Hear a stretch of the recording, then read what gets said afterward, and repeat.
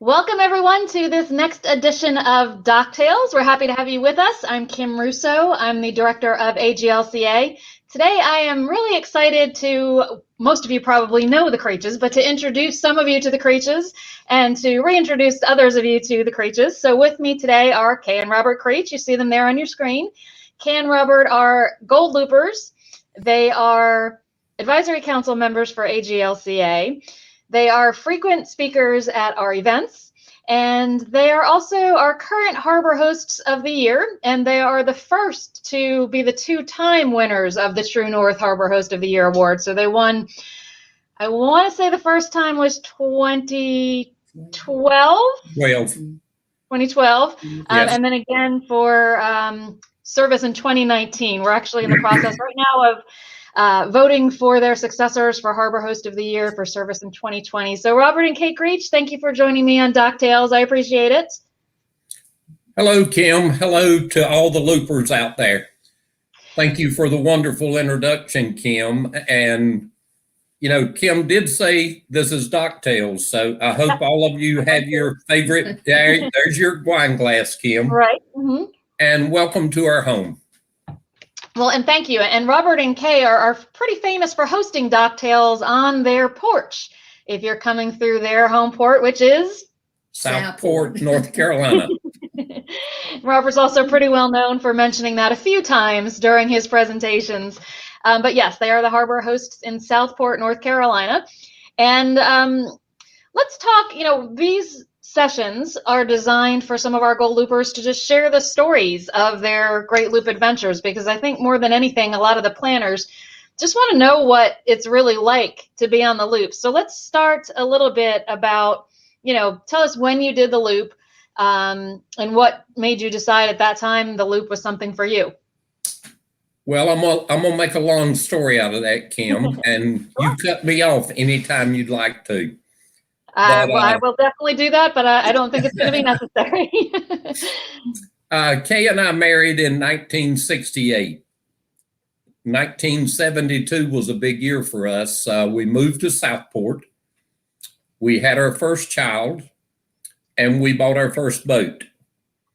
So we had a little runabout in 1972, and fast forward 35 or so years later, we had worked our way all the way up to a 24-foot boat. And friends invited us to cruise with them in 2000. But Kay and I were still working at that time. So we spent a little time with a couple on their 41-foot trawler, and we got hooked on cruising. So Kay retired in 04, I retired in 05, and we bought our cruising boat, Sea Life, in 06. Our friends that we had cruised with had been to the Miami Boat Show, and they met Rob and Eva Staub and brought back to us information on the Great Loop. So in 06, we bought our boat. We knew enough about the loop to shop for a boat that could do the loop, but we were really looking for a cruising boat for us. We kicked the tires on the boat in Florida, brought it home, joined the AGLCA in 07.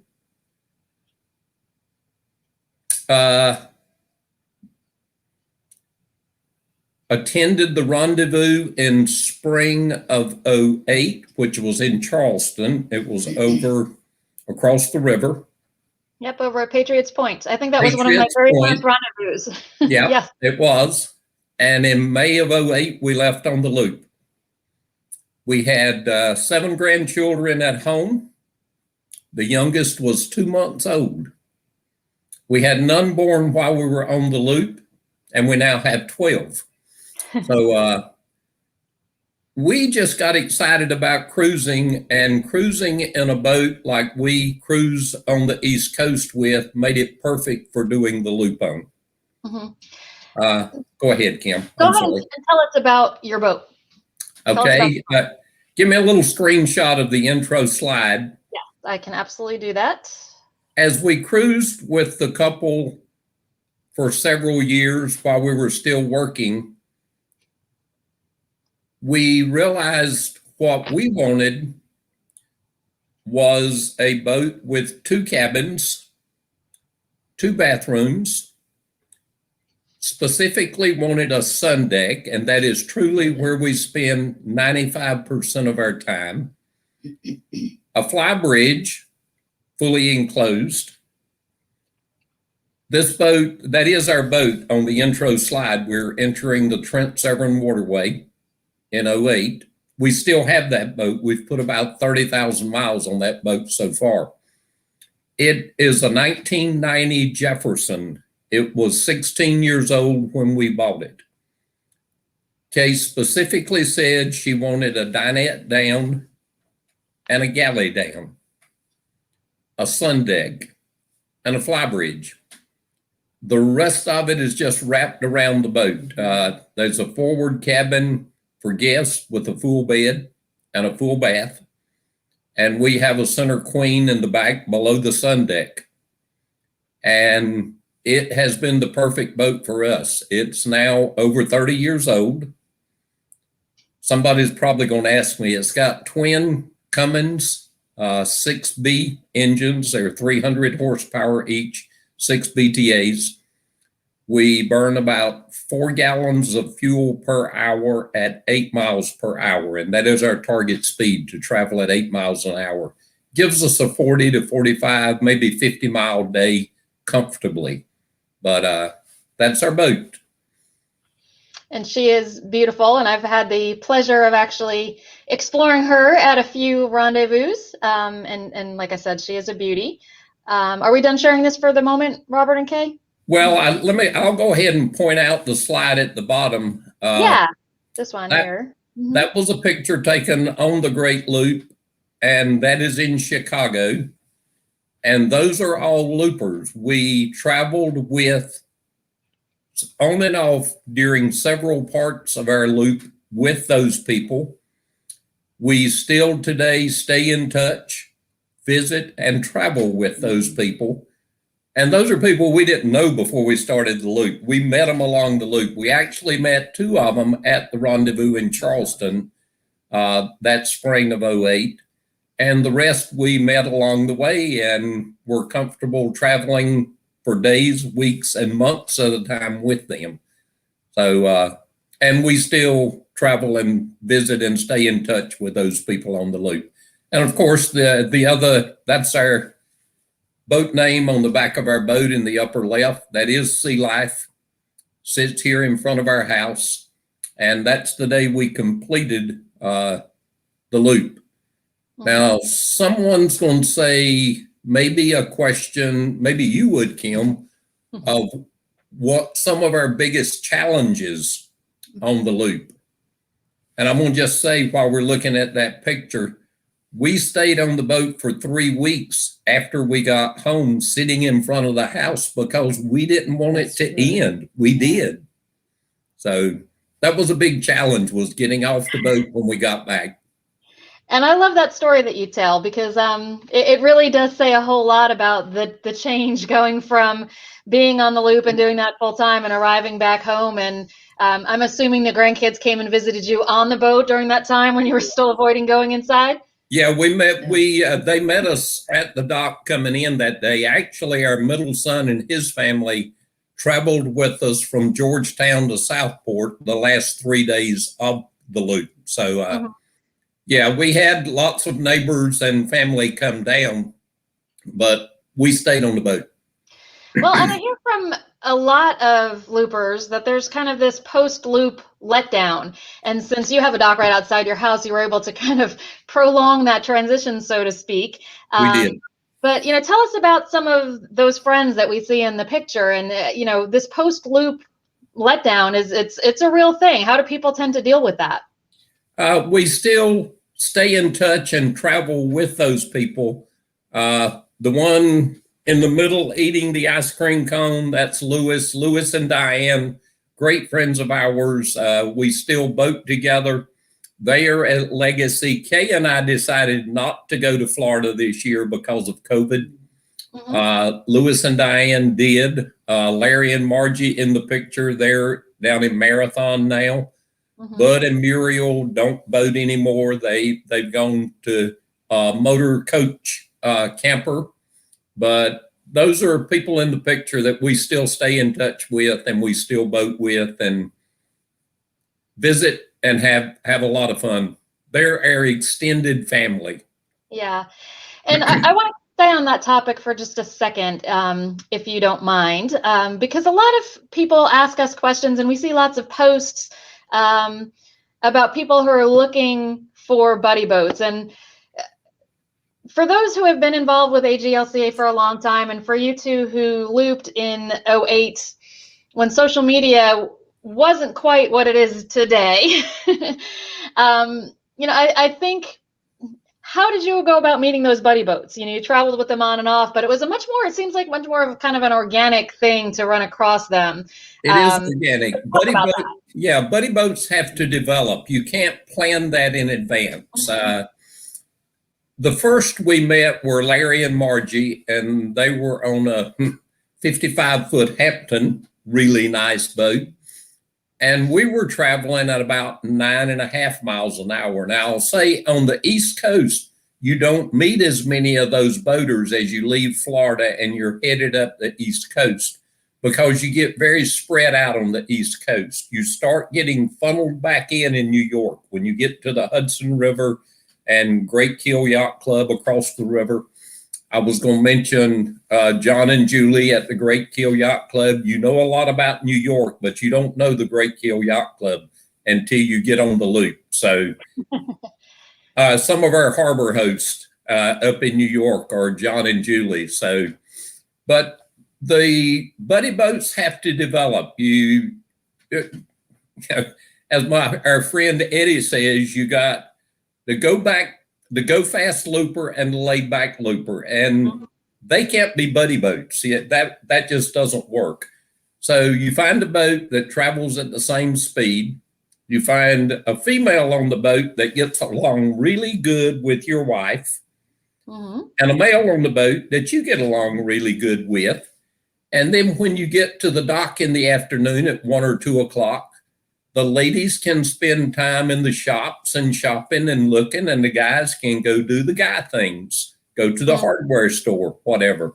But that has to, evolve as you're traveling, and you meet people that you are real good friends with, maybe at the dinner table, but then you have to decide, are your boats compatible to travel with? Is your schedule about the same? Now, there are some loopers that do the loop in multiple years. Kay and I set out to do it in 1 year. So a buddy boat that's going to stay in the Chesapeake all year doesn't work for one that's going to complete the loop in 1 year. So, right. Buddy boats have to develop. Yeah, and I think maybe that's why we're seeing more posts than we're used to about people kind of trying to figure out where is everybody. And I think part of that has to do with 2020 just being such an unusual cruising year. Folks on the loop were not at all where they typically would be, and that has, of course, to do with COVID. Has a lot to do with, the Erie Canal opened so late that lots of people turned around. It was just an unusual year. So, and I did hear from some loopers kind of, I guess, late spring last year, as everything was more or less closed down and we didn't know what the New York State canals were doing. And they kind of said, where is everyone? This is not the experience we've heard about. And we can just basically attribute that all to COVID. So those of you who have been out there and feeling like you're a little bit out there alone, I think that's about to change.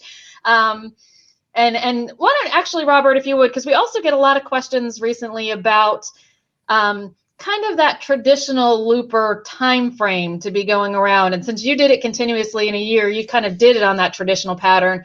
But we're seeing more and more where people are kind of on their own pattern. And I hate to use the word schedule, but they're on their own schedule. So we're getting lots of questions about, what time, when do you leave Florida, that kind of thing. And I think that traditional seasonal plan is a little bit different than it used to be. So for those who maybe are still, don't realize that and are asking those questions about when do I leave Florida, tell us about, some of the benchmarks where you were in the seasons on your Great Loop. We did. We established benchmarks. Kay and I did not have a daily schedule whatsoever. We would get up in the morning not only not knowing where we were going that afternoon, that day, but even if we were going anywhere that day. So we'd make our decision in the morning, and halfway through the day, we'd decide where we're going to stop. Now, that doesn't work for New York or Chicago, but most of the places it does.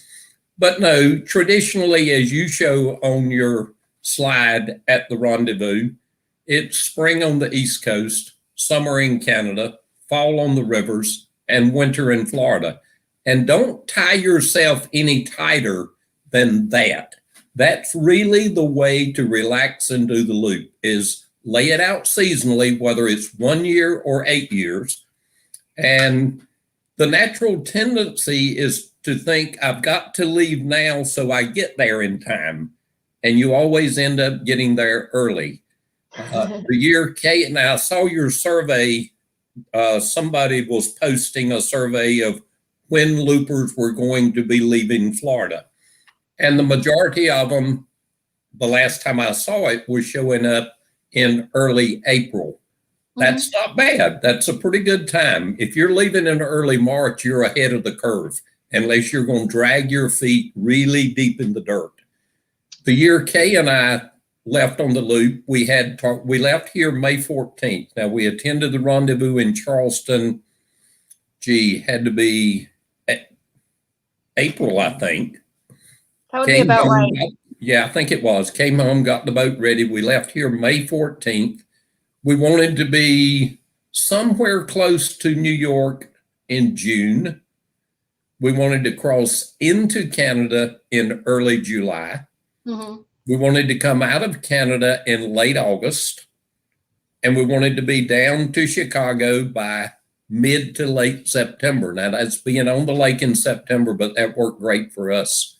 But then when you get to Chicago, you're worried about, in a normal year, you're wanting to get to Joe Wheeler in October. You've really got to drag your feet to keep from getting there early. So, and then we wanted to be to the Gulf by around December 1st, down in the Keys for February, March, and then back home. So that was about as rigid as our schedule was, very flexible. And on the loop, you've got to be flexible. Part of my notes I made, trying to, I guess, convince myself, but verbalizing it to Kay before we left on the loop. She was the reluctant spouse in the beginning. So we had voted before, and I said, okay, we're planning to be gone a year, and it's 365 days. So we're going to throw out 65 for weather right up front, where she felt real good about throwing out 65 non-travel days. I made the math easy for me. That left 300 days. And I said, honey, it's 6,000 miles in 300 days. You realize that's only 20 miles a day? She said, wow. I said, well, if we do 40, we can stay somewhere every other day. That's just about what we did. Is our trip was a year long, and our travel days were 154 travel days. So over 200 travel days, we didn't travel. We stayed in New York. We stayed in Chicago. We stayed at some real unknown places that you've never heard of. But I made Kay 2 promises to help convince her to go with me. And I said, number 1, we will never travel at night. And we did not. We did not travel at night. Of course, we did the Big Bend to do that because, again, 8 miles an hour, we didn't do the Gulf crossing. And I do want to talk about the Big Bend, so make sure I come back to that. I'm going to make a note. Okay. And number 2, she can come home anytime she wants to. You know, you're not in a third world. You're close enough everywhere you dock most of the time to rent a car and come home from where you are. So those were the 2 promises, and I kept those 2 promises. She did. I did, and she traveled with me. So And I came home only those 5 times. I didn't ask to come home anymore because I didn't want to come home at that time. I was just enjoying the adventure. Yeah. And I should have mentioned actually during the intro, because Kay and Robert do so much for the organization, and I missed one of the things. Kay is actually one of our reluctant spouse ambassadors. So if you are a reluctant spouse or partner, her information is on the website, and she has basically volunteered and said, if you're reluctant and you want somebody to talk it over with, I'm here. So thank you, Kay, for doing that, because I know there are a lot of reluctant partners. She also makes our travel advisor for the rendezvous. So anyhow, she does a lot for us. Yeah, so a couple of comments coming in from the people that are watching. June is apparently a mutual friend of Diane and Lewis that you mentioned. She's neighbors with them there in Fort Myers. So hi, June. Good to see you. We are normally neighbors of theirs there on CDOC also. We miss being there greatly. Yep. And Phil Barbalace is enjoying your stories. So thank you, Phil, for joining us. We appreciate you being here. And we've got a hello to the Creeches and to me from Hey, Bob and Liz. Hey, yeah. Bob and Liz. Yep, we hope Bob and Liz are doing well, and hopefully we'll see them at Joe Wheeler State Park in fall. That's where our fall rendezvous typically is happening. So, hey, Liz, it's good to see you there. And then we've got this comment from some loopers who did spend some time on your back porch there. Joyce and Dave did the loop in 2017 and 18. And hi, Joyce and Dave. Yep, from Fishy Fish. So good to see you, Joyce and Dave. Thanks for being here. So great to see some old friends in this format. I want to talk a little bit more about some of your loop experiences, and then, kind of move on to some of your general cruising. We did get a question specifically wanting to know about Lake Michigan, particularly good and bad weather. So why don't you tell us a little bit about your time on Lake Michigan? Which side of the lake did you take? And any tips for looking out for weather there? We were very lucky. We had great weather on Lake Michigan, which makes the trip better. We were coming down Lake Michigan in early to mid-September. We did the eastern shore of Lake Michigan, so we did the Michigan side. Michigan truly has the best marina reservation system of any area we've ever traveled. It's an online system. It is forgiving if you make a reservation and don't show up the day you made the reservation. And they have harbors of safe refuge no more than every 25 or 30 miles coming down the lake. The key to it is to look at the weather. Well, another thing about our boat, we don't have satellite TV. We have a digital antenna TV up top. And everywhere on the loop, barring maybe 3 or 4 nights, we could get a good digital station. Well, the people who had satellite TV ended up on my sun deck in the morning looking at the local weather. But with the weather sources that are available on your cell phone now and a local TV station, there, if you go out there, weather is very predictable. And Kay has learned to check the weather apps on our computer and her phone very well. And I've let her call the departure days or the stay in dock days. And that's the key to it. Don't travel on a day that's predicted to be iffy. Iffy could go bad. Make sure it's a predicted good weather day and stay in, enjoy the location you're at. Grand Harbor, Michigan, we stayed there a week. Boy, we had a blast. Part of it was weather. Part of it was because we were having a good time and other loopers were there. But stay and enjoy the location you're at.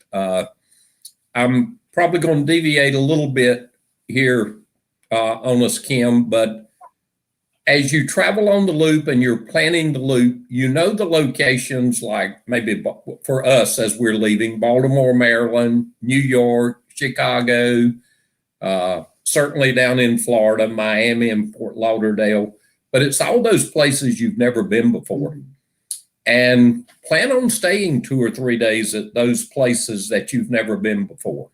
And it's going to be the experiences that you bring home the memories from are those places you've never been. I mean, if you go to Hoppy's and go to the Blue Owl restaurant, or you go to Bobby's Fish Camp, which you've never been to before unless you've boated, or you go to Green Turtle Bay. Kay and I had our 40th anniversary at Green Turtle Bay. Now that was over 10 years ago now. Give you a story on that. I'm departing from your story here, Kim. You can tell whatever story you'd like. It's your DockTales. we were in Chicago, and we were at the DuSable Yacht Club. Had a great time. Stayed there 4 or 5 days. Met a lot of friends there on the dock doing DockTales. We had one couple down the dock who had 3. They were locals. They had 3 boys on their boat, and he came down to our boat one morning. He needed sugar. He had ran out of sugar for his coffee. So kind of made friends with them just there on the dock at Chicago. Probably 2 or 3 weeks later, we were at Green Turtle Bay, and it happened to be our 40th anniversary, and we were going, I can't remember the name of the restaurant. They have the real thick pork chops. Somebody have popped that up for me, probably.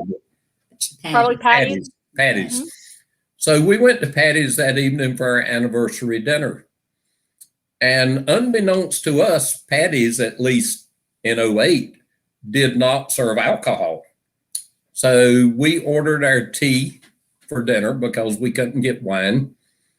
And the table next to us heard of our dilemma, and the gentleman went home. He had just bought a condo there, got a bottle of wine, and brought it back to us for dinner. Now, you could bring your own wine in, but they didn't sell wine.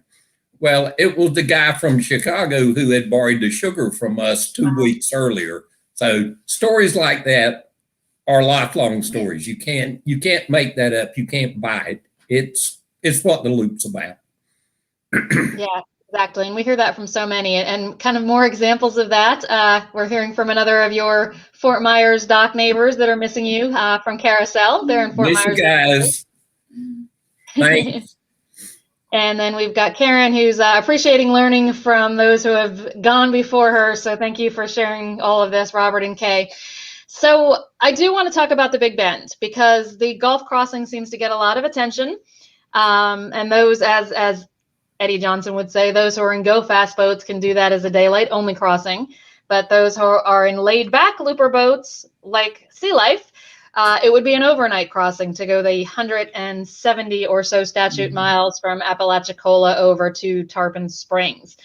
And there's lots of reasons each boat makes a choice over which way to do that. But I think the one that gets less attention most of the time is the Big Bend route. And we see questions of people saying, why don't more people do that? So why don't you, if you would, Robert and Kay, kind of talk about the stops along the Big Bend. We know you chose that because you promised Kay no cruising at night, but any other reasons that the Big Bend was more attractive to you than this directly across? Well, number one, we were not going to travel at night, so we were not going to do the overnight crossing. The only disadvantage of the Big Bend route is it takes 3 good weather days instead of a day and a half good weather day. If you leave Carabel and you go straight across to Tarpon Springs, you've got a day and a half that you need good weather. But you're in the pitch dark out there at night, and she nor I were comfortable with that. So that was out of the question. So we needed 3 good weather days. When we did the loop, there wasn't Eddie, the weather guy. There wasn't Tom Conrad. So we didn't have as much weather information back in 08, 09 as currently exists. But there was this fella named Buddy at Carabel, and everybody bragged on Buddy predicting the weather from Carabel for either the overnight crossing or the Big Bend. And we had traveled from Apalachicola to Carabel.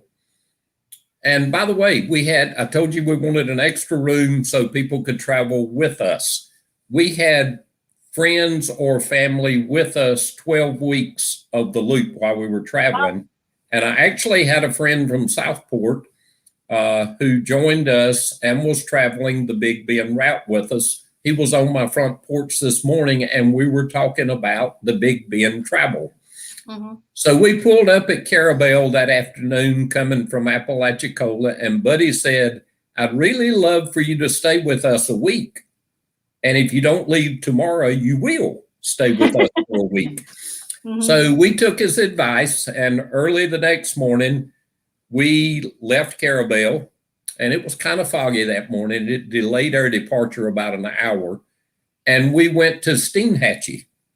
Steinhatchee is a great little town. It's quite a ways off the Gulf, so it's going to be a 70 or so mile day from Carabel to Steinhatchee, but it's doable at 8 miles an hour in daylight hour.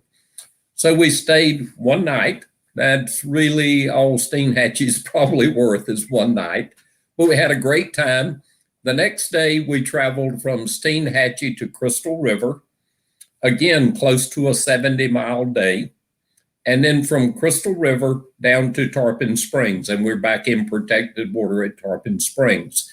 It was great. Those two towns were wonderful to visit for short visits. They're small towns, quite a ways off the Gulf. They, from their entrance channel marker into their town, could be 12 to 15 miles. So take you a couple hours after you get to their entrance channel. But absolutely wonderful, good memories of ours, and don't rule it out. Now, it takes 3 days. You're adding 2 days to your trip. But are you in a hurry at this point in time? Don't be in a hurry. Be a laid-back looper, as Eddie would say. And that is certainly, one of the options there on crossing the Gulf. And for many, that makes them a little bit more comfortable about, the undertaking of the Gulf crossing. The other thing I wanted to talk about, related specifically to your trip, you mentioned leaving the grandkids who had been born by that time at home, and of course your sons. And I don't remember if it was Robert or Kay, but one of you told a story at one of our rendezvous about how the family reacted to you being gone, and you as the matriarch and patriarch, they were kind of used to relying on you. So how did it work out for you to leave those boys and all those grandkids without you for the year? Well, for those watching, we live in Southport. We have 3 sons. They were all born in Southport. The first one in 72 when we moved here. They all 3 finished high school, went off to college, went to careers, 2 to the military. They all 3 came back. They still today, all 3 live within 15 miles of us. I love that. They do depend on us a lot. Matter of fact, we had 3-year-old grandson over here today because Dad and Mom had busy work to do. Those boys depend on us a lot, and we love it. But they don't necessarily get along together that well. They're 3 brothers, so there's always been, from childhood on, some friction there. And there's the middle child syndrome. As I was a middle child, we have a middle son, and truly, truly the middle child syndrome, they absolutely got along the best when the year we were gone. They had to depend on each other. It didn't have Mom and Dad to run to every time something came up and they needed help. So truly, truly, I say the best year that those 3 boys have gotten along is the year we were gone. Yeah. And I love to hear that, because I think that gives some peace of mind to those wannabe loopers who are kind of in that situation and know that their kids rely on them quite a bit. And most of us enjoy having children who rely on us a bit. We do. So it's good to hear that, your children kind of grew from the experience as well and learned to rely on each other. So I love that. And Kay, I'm sure, part of the Robert's promise that you could go home whenever you wanted to, I'm sure had a lot to do with visiting those grandkids. So for some others in that situation, how did you find it? Were you homesick for them? Were they missing you? What did you do to combat that? Well, to start with, I was very concerned the fact that I was not going to manage not seeing them. But, back then we had Skype. So today, now it's Facebook, and you just click a button and within seconds you get a chance to see your family. So a little bit different. It took time to set up our Skype tablet and so forth. My daughter-in-law did that for us before we left. it didn't take me long not to say, I'm busy. I've got something to do. I'll talk to you at a different time. But yeah, doesn't take long to find something else to enjoy your time. And that means that I didn't miss them. But I did write letters. We did send some letters back to them, postcards for the grandkids to share at school with their classmates. Fun. She got over that very quickly when we left. And we came home 5 times on the loop. And neither of those 5 times were because of children or grandchildren needs or homesickness. It was weather related. Invariably, in a year's time, there'll be a funeral that you'd like to attend. So there may be Christmas that you want to go home and spend Christmas with the family. And we did. We left our boat in Panama City, went home and enjoyed Christmas, went back to Panama City and continued the trip. So she got over that really quick. I was surprised. I mean, she is a grandmother and mother with very short apron strings. And I think by the time we left and got around the curve, headed north, she was okay with traveling. Mm-hmm. Well, that is good to hear. And again, that's something I think that gives peace of mind to others in that scenario and contemplating, how am I going to do this without having that contact? And of course, as you said, Skype makes it easy, and it's even easier with FaceTime or Facebook and all the different ways to communicate now. So we got a little shout out from, I think both of you have met Sue Costa because she has spoken at our rendezvous as well. She's covered the Bahamas for us, Sue and Greg. So they send a shout out to you and say hello and thanks for all you do for the looping community. And it certainly is substantial. So tell us a couple of your, and I'm asking a couple of your favorite stops on the Great Loop. And I know that's a hard question because it's a 6,000 miles of great things, but any particular highlights you can point to? I'll say yes, but I'm shaking my head no. Immediately when we got back, people were asking, what was your favorite place on the loop? And I would say there wasn't a favorite place. It was absolutely the people along the way. And that's the boaters we boated with and the people we met along the way. John and Julie in New York. I'm a Southern boy, and I think I know what Southern hospitality is. I don't know why I was so surprised, but I really was. Canadians know Southern hospitality as well as we do. I know with COVID and the border closing right now, you're not able to get that opportunity. I hope it will come soon. But the Trent Severn Waterway and the travel through Canada and the people we met there, and it's the same way. I mean, it was that way at Hoppy's. It was that way at Bobby's Fish Camp. Everywhere you go, it's the people you met. But if Kay and I had a trailerable trawler, or if Scotty could beam us to where we wanted to be, Kay has frequently said she would like to go back to the Hudson River. Now, we had never traveled in hilly country because the East Coast is flatland, but to see those hills going up through the Catskill Mountains, going up the Hudson and the steep banks was intriguing to Kay. I would go back to the Tennessee River.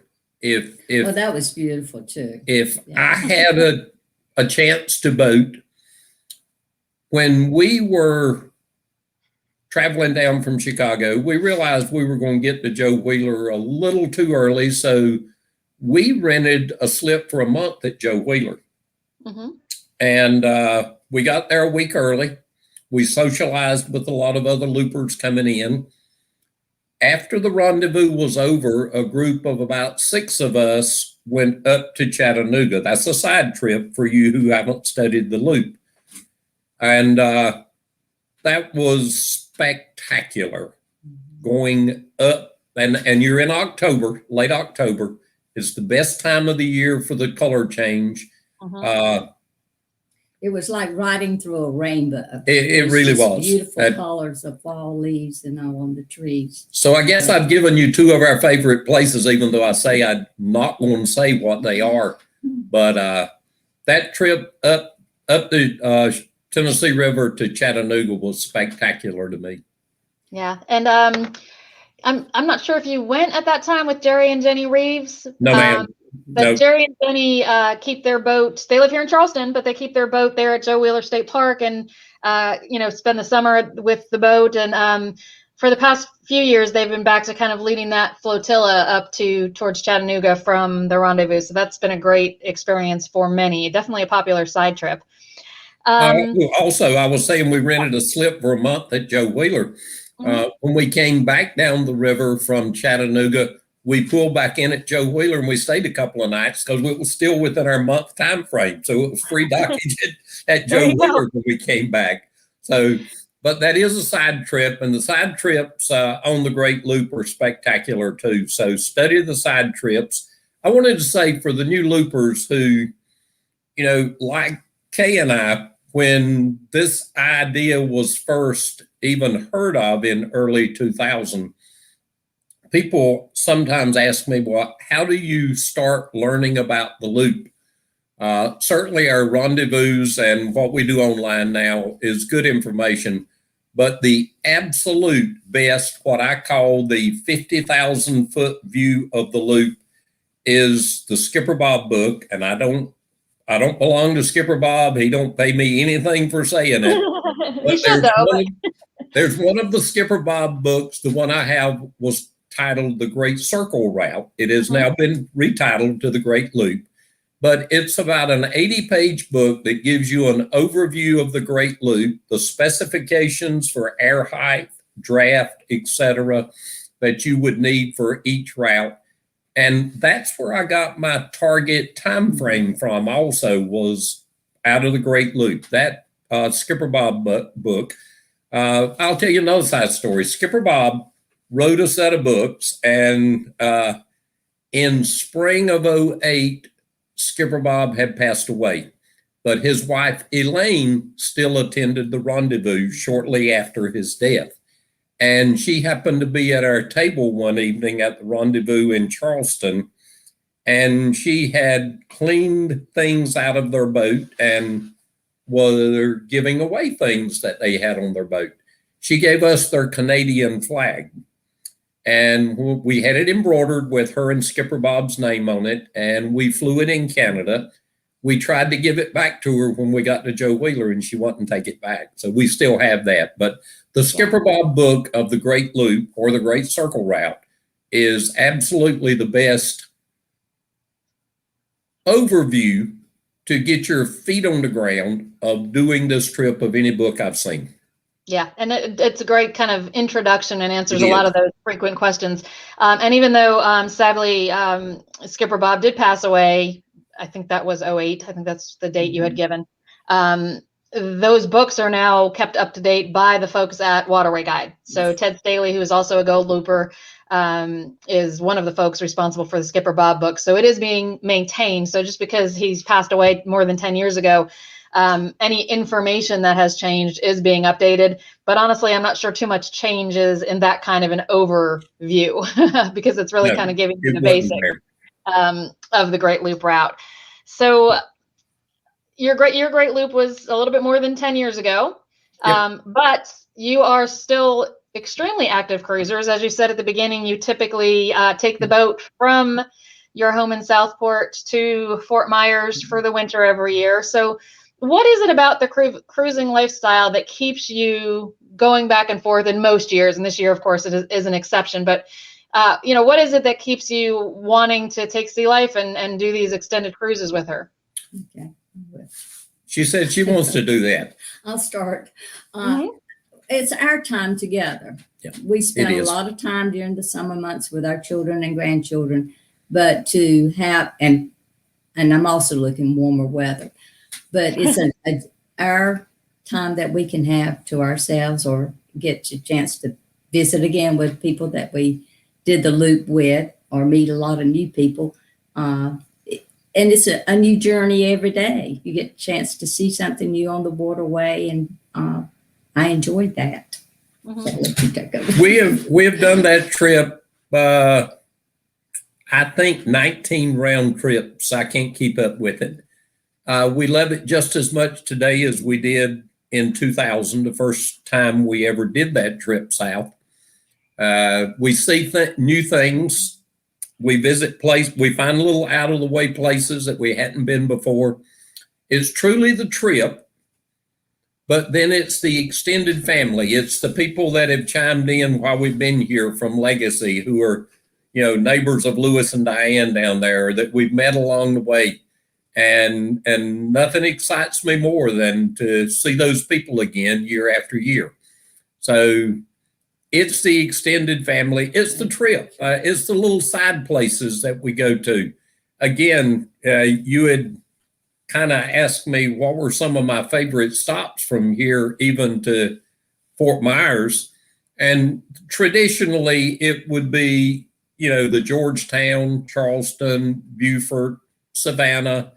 But there's so many little places with character between all of those places. I've got to get with you for you to tell me where that oyster bar is that you keep talking about in Charleston, because I've not been there yet.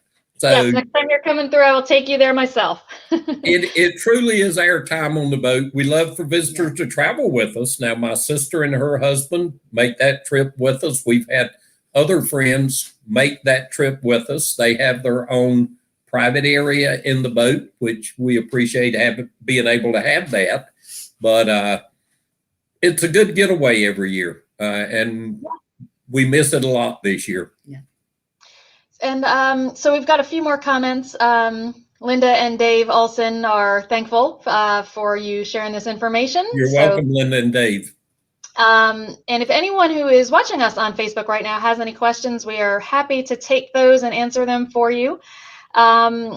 What other advice would you two give to someone who is kind of in the planning stages and still dreaming of one day doing the Great Loop? Anything we've overlooked that we should make sure we tell people? No, I think I've hit most of those. Get the overview book that I referred to. I think it'll give you a lot of good basic information. Make a promise to your wife not to travel at night, and she can go home anytime she wants to. And make it your journey. There's a lot out there that you're going to get a lot of information, but make it yours, your adventure. And don't overplan your trip. It's a trip that you truly do not have to make advanced plans for. I've met loopers who have every day planned and every turn of the waterway already programmed into their GPS. It doesn't have to be that sophisticated. Make it a laid-back journey. If you meet someone one evening that maybe your wife didn't get along with that well, let them leave the next day and you stay another day, and they'll be down the water somewhere. Don't visit with them again. There aren't many of those out there. They are few and far between. But it's a relaxful, I tell people, you remember, if you've ever owned a boat, the first day that you took maybe a 20 or 25 mile trip on your boat. And for us, it might be from here to Wrightsville Beach or here to Wilmington. The loop is nothing but that, just doing it day after day. It's a new adventure. Look at your charts the afternoon before you leave the next morning. Look at the weather that morning, and then just have a pretty day. And if it's not going to be a pretty day, stay tied to the docks. You don't have to travel every day in order to make this trip. So I really loved what Kay said about, making it your own, because particularly as technology changes and as lifestyles change, we see so many different ways of doing this. So I think that's really important that people make it their own and do it in a way that brings them joy, which is certainly what the two of you did. I also was interested earlier on in the conversation, you mentioned that you didn't necessarily know when you got up in the morning whether you were going anywhere. And of course, that is largely weather dependent, but you also didn't know where you were going. And I think today that's somewhat unusual for some people. And I think we're almost, information overload. There's so much at our fingertips that everyone's doing a lot of research about what they're going to see and do along the way, which is important. But how did you go about, did you just decide when you were kind of getting tired, ready to stop for the day? Did you pick a place, or, how did you go about saying, we're just going to leave today and we don't know where we're going to end up? Were you afraid you'd miss something? Usually, on most of the days of the 154 that we traveled, we would get up and look at the weather and decide, okay, we're going to travel today. And somewhere around 10 to 12 o'clock, I'd say, okay, let's start looking at a place where we're going to stop this evening. And very rarely did I have to call more than one location. And, sometimes it's going to be a dock with character when you end up there. It's not going to be the Hilton. It's going to be out in the woods. Or anchoring. Or anchoring, which we honestly didn't do very much. But it could be Kilkenny Creek, where you're tying up to a 2x4 instead of a cleat. But we didn't make advance plans rarely. Going into New York, we did, and we got up with John and we stayed at Great Gill Yacht Club. Going into Chicago, we did in advance, and we stayed at the Sable Yacht Club. But I think the biggest, and going into Florida to the Keys, certainly. But I think the biggest example, Kay and I did the Erie Canal. It was a flip of the coin, do you do Lake Champlain or the Erie Canal? And years before, I had drawn a highlighter line over the Erie Canal just because of the history of the Erie Canal. So we did the Erie and then the Oswego up to Oswego, New York, because we cut with our air height, we couldn't get under the low bridges all the way to Buffalo. So we were sitting at Oswego. They have free docks there, by the way. So we were tied up at the free docks. And I think there were 3 other looper boats at the free docks that evening. And the next morning, you can see the lake. You can see out on the Lake Ontario from their free docks. We were looking out on the lake, and we decided it was an okay day to travel after looking at the weather. And the 4 of us left out of the last lock, and the 3 boats were headed a little bit north, and the wind was out of the southwest. So it was a little more comfortable going to the northeast that day out on the lake. And 2 people had told me in the last 5 years before doing this trip that I should go to Clayton, New York and see the wooden boat show, the wooden boat museum at Clayton, New York. Well, these other 3 boats weren't. They were headed to Kingston, Ontario. And Kay and I said, well, we're going to make the easy travel day and go a little northeast and go to Clayton and Alex Bay. And we stayed at Clayton for 2 weeks. It was unbelievable. And then we went up to the boat castle and we went there twice. We went by tour boat one time and then on airboat one time. But it was that kind of decision each day. You're not going to see everything along the way. We did it in 1 year, so lots of people see more of it than we did. You're not going to see everything, but slow down and enjoy the things that you do see. And in every location, you can find something of interest that'll just hold you there. Clayton did for us. We enjoyed Clayton, New York, and Alex Bay. On the C&D Canal, I tell about these little places I've never heard of before. You got him started. The C&D Canal, there's a little town called Chesapeake. And I happened to be walking around the back of the lake, and there was a Corps of Engineers station with a museum there. And they had a steam engine in that museum that pumped water into the C&D Canal when it used to have locks at each end. And it was the oldest steam engine still on its original foundation in North America. Kay had to drag me out of that place when they were closing at 5 o'clock. There's places like that all along the way that unless you get out and look, you won't find them because they're not in the book. Right. Yeah. So We have about 5 minutes left, so if anybody who's watching has questions that they haven't typed in yet, go ahead and do that, because I have promised to let Robert and Kay go by 6. And they thought we'd have trouble filling an hour of conversation. Yeah, I know. I Well, know Robert better than that. Kay and I enjoy what we do, and one of the preface questions that you had given me is why we enjoy going back and to the rendezvous and staying involved.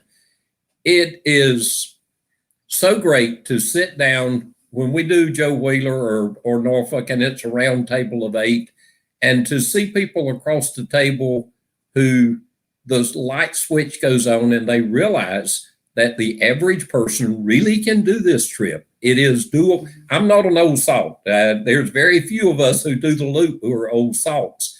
But let me tell you that when you're on the loop, the other loopers are absolutely your best resource out there.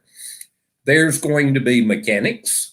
There's going to be electricians. There's going to be doctors. There's going to be bankers. There's going to be trip planners. There's going to be everything in the world, other loopers out there doing the loop. And they're your cheapest and best resource on the Great Loop. So make friends with others and don't mind tapping into their brains. We love for you to stop in Southport. We do have a front porch. We enjoy it. And as you travel north from Florida, if you are in Florida now, please plan a stop in Southport. Southport Marina was destroyed during the hurricane in August. We hope to have the transit dock, it's about a block from our house, back up and running in either April or May. Next month or month after next, the transit dock hopes to be available for you. If not, there are 4 other marinas close by. So plan a stop in Southport, please. Yes, absolutely do that. AGLCA couldn't exist without Gold Loopers who continue to give back to the loopers coming behind them and to supporting the association. And there's probably no Gold Looper that has really done more for AGLCA over the year than the Creeches. So yeah, there we are. There's lots who have done lots, don't get me wrong, but Kay and Robert, I enumerated some of the ways in the beginning of this conversation. So, any last thoughts, Robert and Kay? If there's anybody out there who has not yet joined AGLCA, and we know there are many, but what is it that makes AGLCA special? Why should loopers be part of the organization? One of your statements that you had sent me early is, what did we get from doing the loop? Mm-hmm. It's a lifestyle. It's other people. It's the people we've met. It's the things we've gotten to do.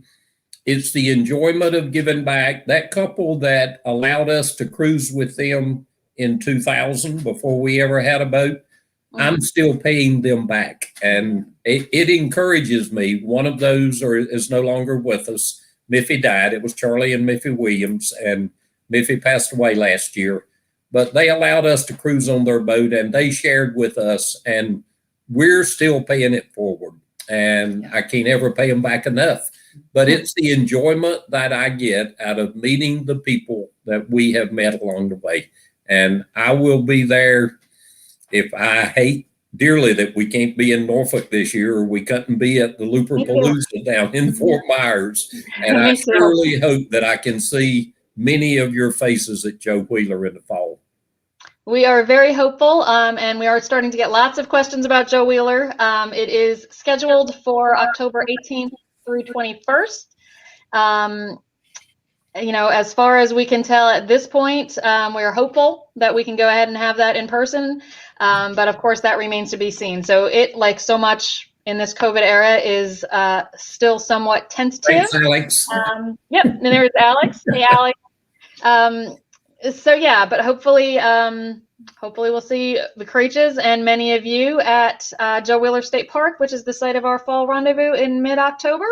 Until then, if you'd like more information about AGLCA, greatloop.org is our website, and you can find out lots more about the Great Loop and about the benefits of membership there. So until we see you all, Robert and Kay Creech, thank you so much. I love hearing your DockTales, your stories of the loop anytime, but this was especially a lot of fun for me. So thanks for joining us, and thanks for everyone who watched. Thanks for coming to our home this evening. Yes. We appreciate it. Thank you for having us. Have a good evening, everyone. Bye-bye. Bye-bye.